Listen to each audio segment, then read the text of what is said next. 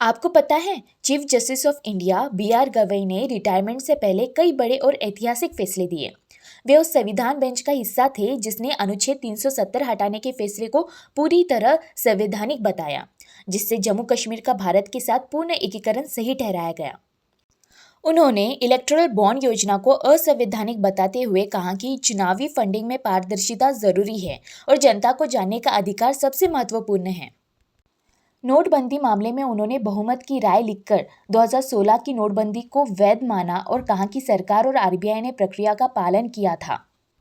एक और महत्वपूर्ण निर्णय में उन्होंने स्पष्ट किया है कि राज्यपाल और राष्ट्रपति की शक्तियां न्यायिक समीक्षा के दायरे में नहीं आती, इसलिए अदालतें उनके निर्णयों पर समय सीमा या निर्देश नहीं दे सकती।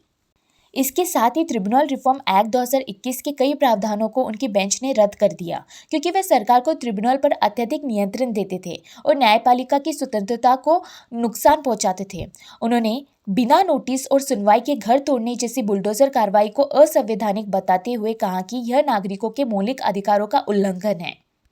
इन सभी फैसलों के कारण CJI B.R. गवई को एक दृढ़, निष्पक्ष और संवैधानिक मूल्यों की रक्षा करने वाले न्यायाधीश के रूप में याद किया जाता है।